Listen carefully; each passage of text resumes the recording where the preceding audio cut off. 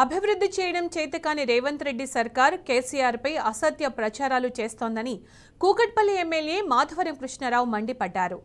ప్రజా సమస్యల గురించి తెలుసుకుంటూ బాలనగర్ డివిజన్లో కార్పొరేటర్ ఆవుల రవీందర్ రెడ్డితో ఆయన పాదయాత్ర చేశారు.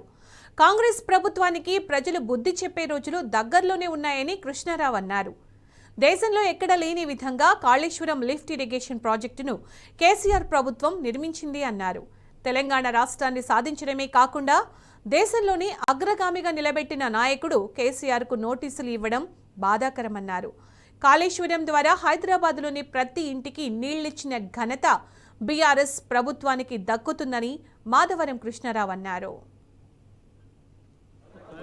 భారతదేశంలోనే కాళేశ్వరం ప్రాజెక్ట్ అని ఒక గొప్ప ప్రాజెక్టు నిర్మించినటువంటి గొప్ప నాయకుడు మా కేసీఆర్ గారు.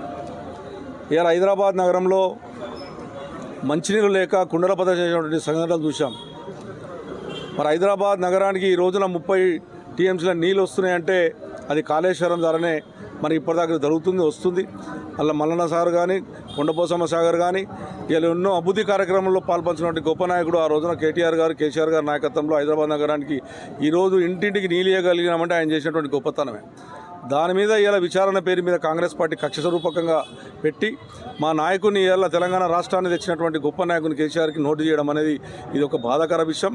ఎందుకంటే ఇలా ఒక కొండపోశమల్లే మల్లన్న సాగర్లోనే సుమారుగా ఈ రోజున 52 టీఎంసీల నీళ్లు, కొండపోశంలో 16 టీఎంసీల నీళ్లు. ఇలా మూసికి నీళ్లు తేవాలన్నా కూడా రేపొద్దుల మనకు ఉన్నటువంటి కాళేశ్వర ద్వారాన్ని నిలవాల్సిన అవసరం ఉంది. ఏదో ఒక పిల్లర్ పొంగిపోయిందని చెప్పి దాన్ని రిపేర్ చేయక ఎన్నో ఇబ్బందులు పెట్టుకుంటా ఇలా ఫ్యామిలీని ఇబ్బంది పెట్టే ప్రయత్నం చేస్తుంది ప్రభుత్వం. ఖచ్చితంగా నిజాయితీగా నిరూపంగా బయటకు వస్తారు.